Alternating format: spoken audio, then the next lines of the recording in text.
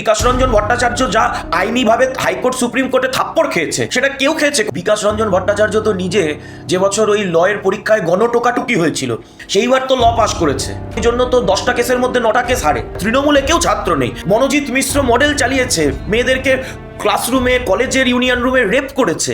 এদেরকে যদি ছাত্র বলেন তাহলে ছাত্র শব্দটার অপমান হয়। যারা তৃণমূলের ছাত্র পরিষদের মেম্বার তারা সকলে হয় মনোজিতের মতো দর্শক, আর না হলে ওই প্রান্তিক এবং তৃণাঙ্কুরের মতো চোর তোলাবাজ। মমতা ব্যানার্জি তো এখন ওই মহিলা মদন মিত্র হয়ে গেছেন, মানে ক্ষমতা, বৈভব, পয়সা, টাকা সবকিছু ছিল, রাতারাতি ঝপ করে সবকিছু চলে গেছে। এখন মানুষ এই বয়সে এরকম পাগলে যায়।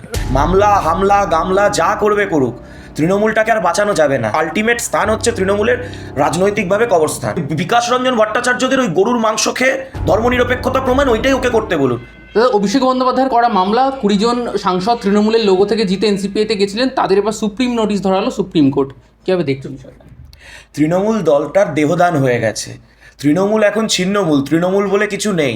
মামলা, হামলা, গামলা যা করবে করুক, তৃণমূলটাকে আর বাঁচানো যাবে না। আইসিইউ থেকে ভেন্টিলেশন থেকে হাসপাতাল থেকে যেখানে পারছে নিয়ে যাচ্ছে, কিন্তু আলটিমেট স্থান হচ্ছে তৃণমূলের রাজনৈতিকভাবে কবরস্থান। এবার কবরস্থানে মাটি চাপা পড়ে যাওয়ার পর আর দলটার কোনো বাঁচার সম্ভাবনা নেই। এই অভিষেক ব্যানার্জির বিরুদ্ধেই তো কতগুলো মামলা, আগে নিজের মামলাগুলোকে সামলাক।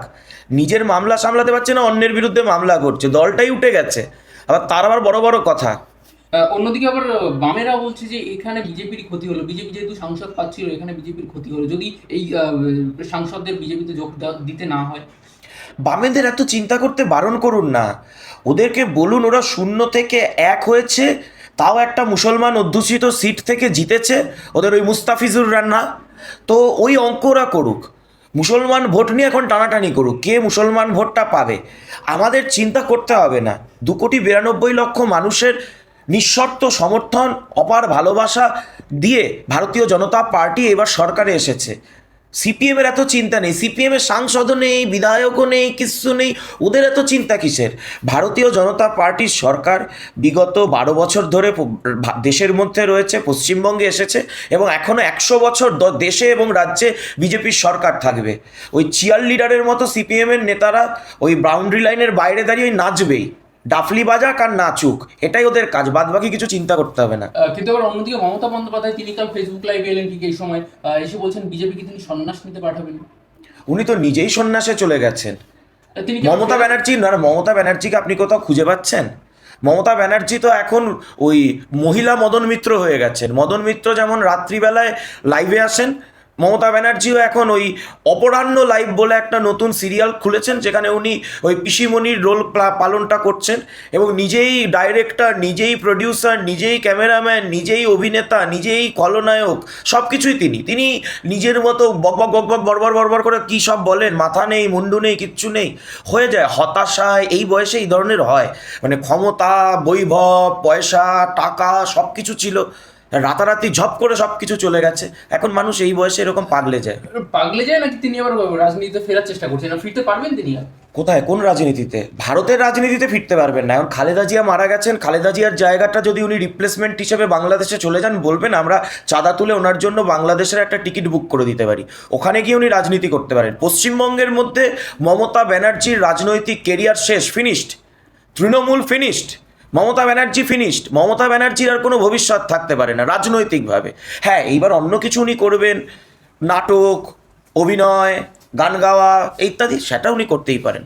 দাদা, 21শে জুলাই নিয়ে আমরা প্রচুর নাটক দেখেছিলাম, দুটি দলের, তৃণমূলেরই দুটি দলের মধ্যে ভাগাভাগি হয়েছিল বিভিন্ন জায়গা। এবার ছাত্র দিবস দুটো ভাগ, আমরা তো কত 3টে 4টে, তৃণমূলের আবার দুটো ভাগ কোথায় হলো? তৃণমূল তো ভেঙে খান অবস্থা।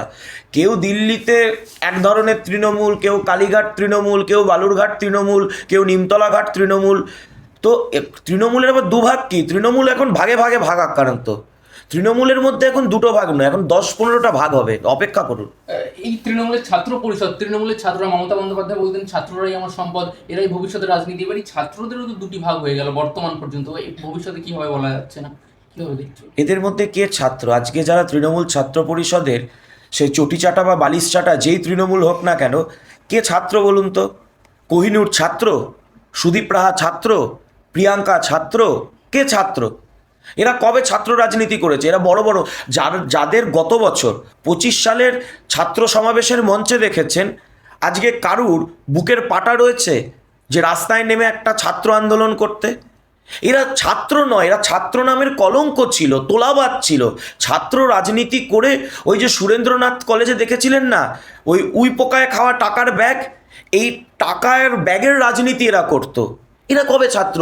কলেজের সিট বিক্রি করতো, স্টুডেন্ট ভর্তির নাম করে তোলাবাজির র্যাকেট চালিয়েছে, মনোজিৎ মিশ্র মডেল চালিয়েছে, মেয়েদেরকে ক্লাসরুমে কলেজের ইউনিয়ন রুমে রেপ করেছে। এদেরকে যদি ছাত্র বলেন তাহলে ছাত্র শব্দটার অপমান হয়। তৃণমূলে কেউ ছাত্র নেই। যারা তৃণমূলের ছাত্র পরিষদের মেম্বার তারা সকলে হয় মনোজিতের মতো দর্শক, আর না হলে ওই প্রান্তিক এবং তৃণাঙ্কুরের মতো চোর তোলাবাজ। বেশ কিছুদিন ধরে যাদবপুর নিয়ে বেশ সরগরম চলছে, কিন্তু এরই মধ্যে বিকাশ রঞ্জন ভট্টাচার্য তিনি বলছেন বিজেপির নেতাদের মধ্যে শিক্ষার অভাব আছে। কে কে বলছে? বিকাশ রঞ্জন ভট্টাচার্য। বিকাশ রঞ্জন ভট্টাচার্য তো নিজে যে বছর ওই লয়ের পরীক্ষায় গণটোকাটুকি হয়েছিল, মানে একজনের খাতা আরেকজনের সামনে আরেকজনের টেবিলে, মানে এক টেবিলে বসে 10 জন 15 জন করে যেবার পরীক্ষা দিয়েছিল, গণটোকাটুকি উৎসব হয়েছিল, সেইবার তো ল পাস করেছে বিকাশ রঞ্জন ভট্টাচার্য। ওই জন্য তো 10টা কেসের মধ্যে 9টা কেস হারে। ওর ট্র্যাক রেকর্ডটা বের করুন। ওকালতিতে বিকাশ রঞ্জন ভট্টাচার্য যা আইনিভাবে হাইকোর্ট সুপ্রিম কোর্টে থাপ্পড় খেয়েছে, সেটা কেউ খেয়েছে কোনো, মানে ওই ধরনের রেকর্ড আপনি পাড়ার কোনো উকিলেরও দেখাতে পারবেন না, এত থার্ড গ্রেডেড রেকর্ড রয়েছে। আর দেবলীনা হেমব্রম থেকে সুশান্ত ঘোষ, হরেকৃষ্ণ কোনার থেকে শুরু করে আর বাদবাকি যে সমস্ত সিপিএমের আমলের নেতা মন্ত্রীরা ছিল, আমি তো এক্ষুনি আপনাকে বলতে পারি 20 জন মন্ত্রী ছিল যারা গ্র্যাজুয়েশন পাস করেনি, তারা সিপিএম আমলে 34 বছরে মন্ত্রী হয়েছিল। কি শিক্ষাগত যোগ্যতা ছিল অনিল বিশ্বাসের? কি শিক্ষাগত যোগ্যতা ছিল সুভাষ চক্রবর্তীর? কেউ 8 ক্লাস পাস, কেউ 10 ক্লাস পাস, কেউ 12 ক্লাস পাস। তারা সার্টিফিকেট দেবে আজকে বিজেপিকে যে কে বিজেপির শিক্ষা ও শিক্ষা নিয়ে?